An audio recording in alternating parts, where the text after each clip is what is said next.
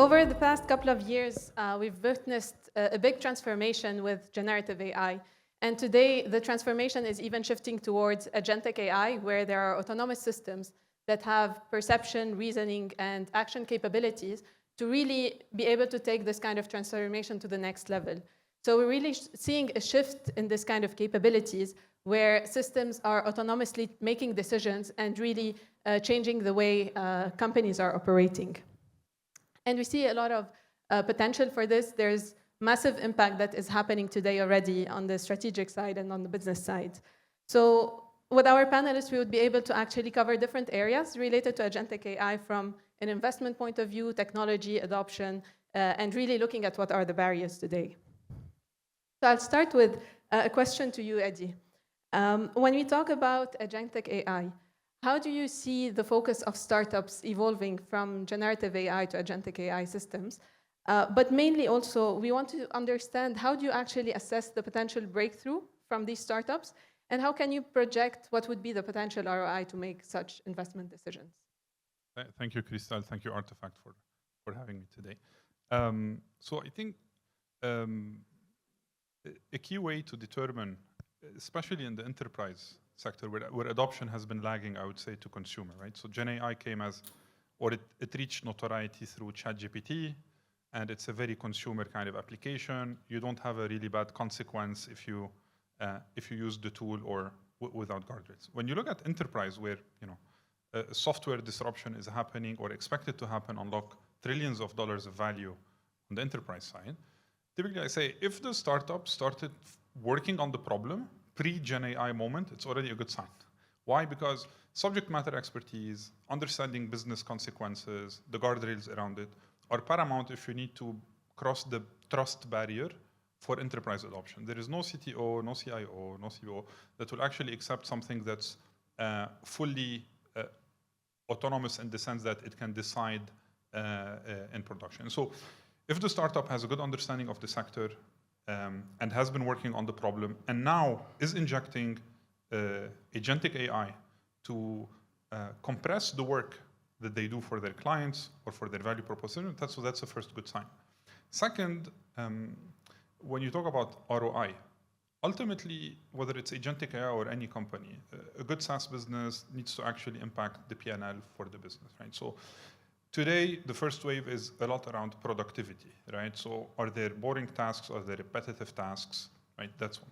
But I think there's a next wave, which will be very interesting, is even the creative work. If you think about creative work as discovery and then exploitation, agents can help a lot with shortening the time of discovering, your next product idea, on one simple side, or your next marketing campaign, but also, and it's already been proven, the next drug that actually, can be efficient for it. So that's another way. And just to conclude, there are things that are independent from the model. You need distribution channels. You still need partners that can actually take customers not just across the technology journey. To some extent, I think, and Ilham kind of pointed out, it's the psychological journey, it's the trust journey, and you always need a partner, similar to Artifact, that can actually guide and support while, clients and enterprises are mounting the competence, right? So we tend to focus on skills and competence, but for me, that's a lagging effect. You need trust, you need kind of. Perfect. And honestly, it's quite interesting to see how these startups and applications are evolving, especially with like a very fast evolving technology. So Veena, you have a lot of experience in launching innovation acceleration programs. And I believe these programs actually help in identifying what are the focus areas for AI and different type of innovations and technologies. From your experience, what are the learnings from such programs in the AI space over the past few years, and how do these programs help in identifying the focus areas going forward? Thank you, Crystal, for having me. Thank you, Rahul, for inviting me to the summit. It's really an honor. So with regards to leveraging innovation acceleration programs, the first step is trying to get the data about where is the current state of the art with respect to the problem statements that we are trying to solve. Once you get this data, the gaps are going to jump out at you. Yeah? And once you identify these gaps, it's a matter of figuring out how exactly you want to address these gaps, and who are the prospective players that can address these gaps. And there are very simple ways of trying to figure out who could be solving these problem statements. You could float an RFP and find the people who are interested in solving these problem statements to address the gaps, or just run a global competition.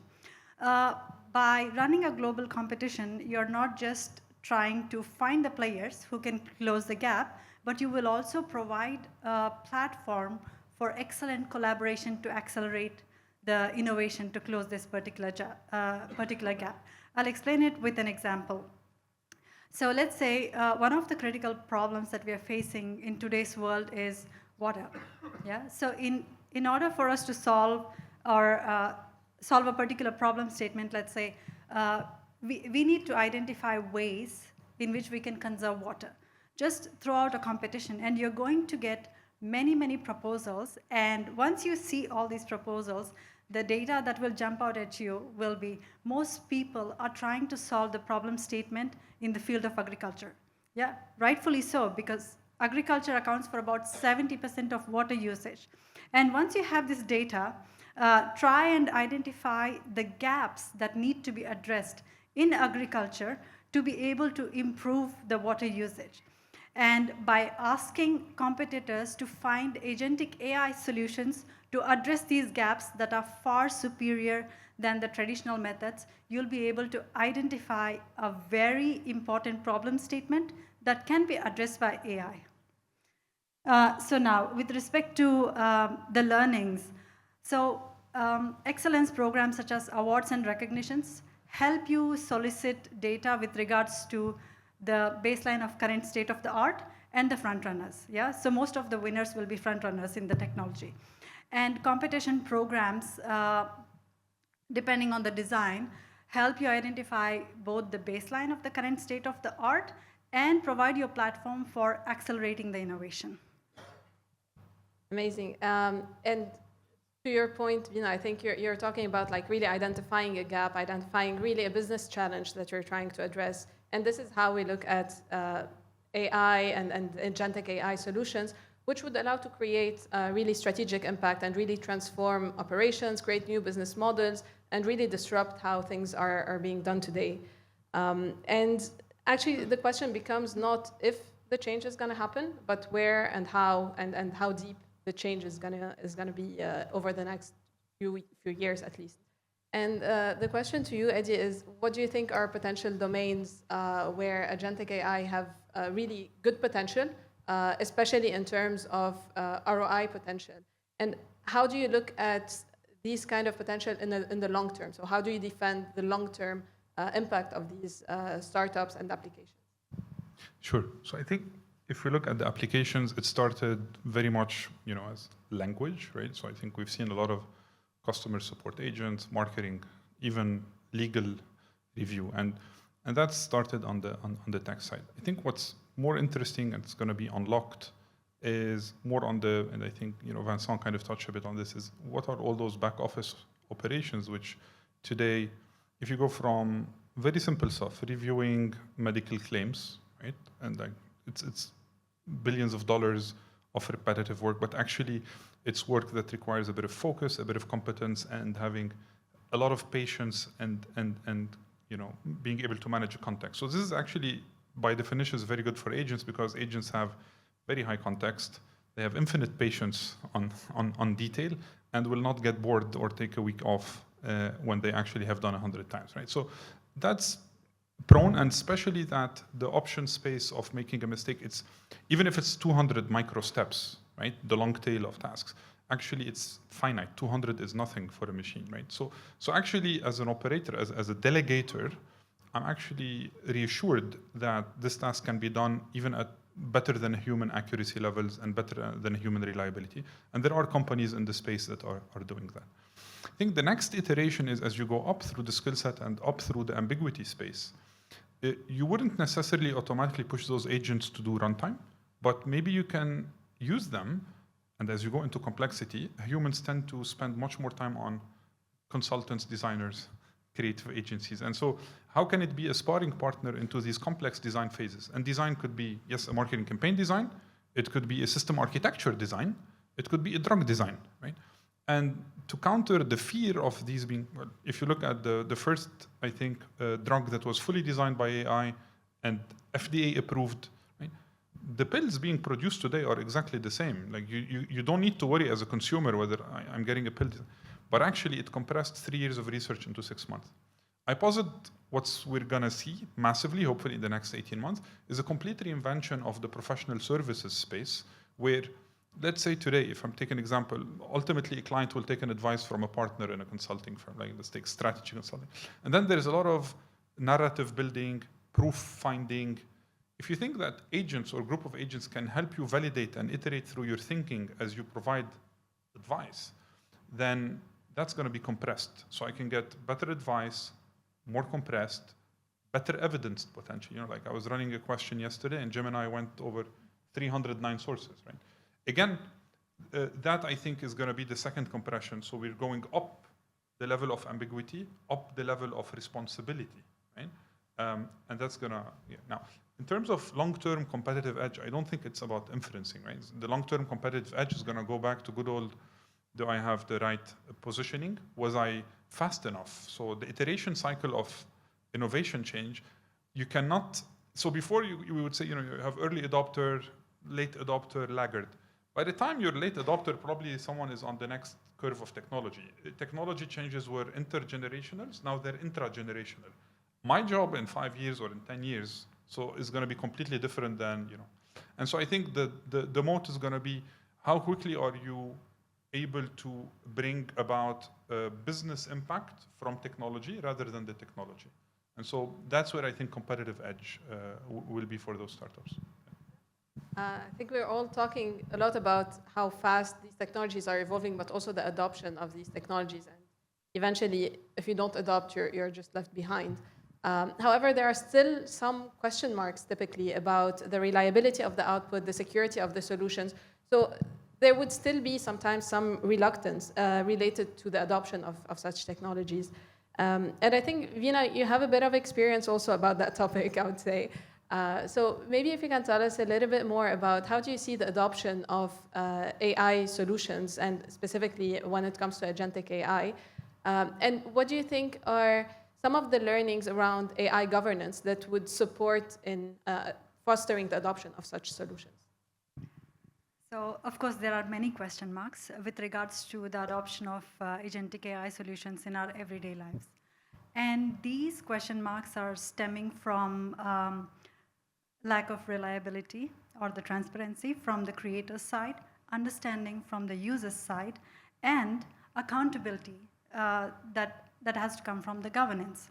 So these are the three most important aspects. Let us say, for example, we have autonomous taxis, agentic AI taxis that are deployed in everyday lives. How can I be sure that if I put my kid in the taxi, it will not be hacked by a bad actor and taken to some weird location and I get a call for ransom? How do I know? I don't know how the safety protocol works.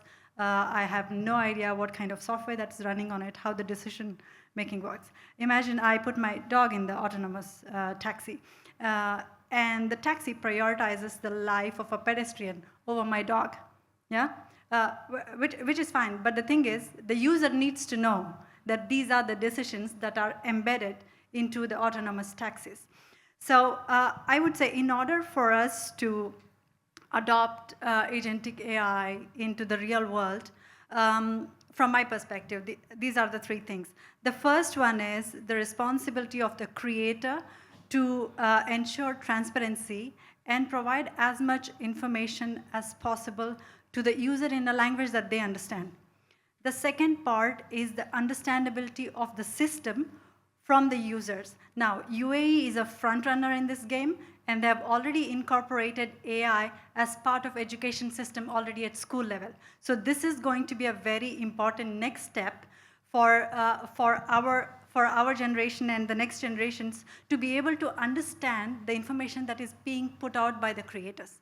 And the third part is, of course, the accountability, which is going to be provided by the architecture of the governance framework. So how do I see the adoptability of these systems? The systems that are low risk, and high impact are going to see a very rapid adoption. Yeah, and the systems that are high risk and high impact, especially when it comes to defense and autonomous diagnostics and autonomous surgery without any human supervision, are going to see a little bit later adoption depending on how fast we are able to roll out governance around this. Great. I think you gave an example where some of these applications might apply for end consumers. If we look from an organization point of view, do you see that there are specific barriers for the adoptions or other specific strategies that would allow to address these challenges to have better adoption at an organization point of view? So from an organization point of view, it is very important for us to start educating our workforce to understand agentic AI a little bit more better. And it has to become also a part of requirement of the organization. Any product that you're using in your organization that could be built on agentic AI or any autonomous system that makes decisions on its own needs to be transparent. The people should be able to know how exactly they work. Yeah, that should be an important requirement for you to incorporate something that's coming from outside. And if you're a creator and you're putting products out there, it's important for you to make sure that it is a requirement to build your product, that you provide enough transparency to the end user. So the goal is to make sure that the users you're trying to address, the problems that you're trying to solve for somebody, they are able to trust your product. They know that your product is going to help them and not in turn put them in an uncomfortable situation. What do you think would be a bold but also realistic prediction when it comes to agentic AI over the coming, I would say, year or two, because looking further ahead would be probably obsolete at this stage? I'll just go. I think it's a bit selfish, but my prediction is, so currently I have like 9,000 unread emails. Hopefully in the next 18 months, all my emails will be unread. Ideally, I'd have a Eddie proxy enterprise agent who tells me, look, Eddie, this is where your attention needs to go. Talk to ABC, summarizes what I need. Actually, a lot of the pings in organizations that create a lot of glue that slows down, which is meetings and emails, ideally will disappear, because if someone needs to know something that I have in a document, ideally the Eddie proxy answers them. So ideally, my wish for the next 2 years is not to have to answer email or text. That's kind of my bold prediction. So considering that significant leap is being made in the governance of emerging technologies, I definitely see, especially in UAE, drone delivery starting very soon, in the next 1 or 2 years. So as far as part of establishing aerial corridors for autonomous drone transportation, and we are going to see rapid adoption in low-risk, high-impact areas. There is a very good chance that bespoke prescriptions are going to be rolled out in the next few years. This is really the beginning of agentic AI and the AI transformation. I think we'll all be on the lookout to see how this space is going to evolve. Thank you so much, Eddie, Nacho, and Veena for your insights today. It has been a pleasure to discuss this topic with you.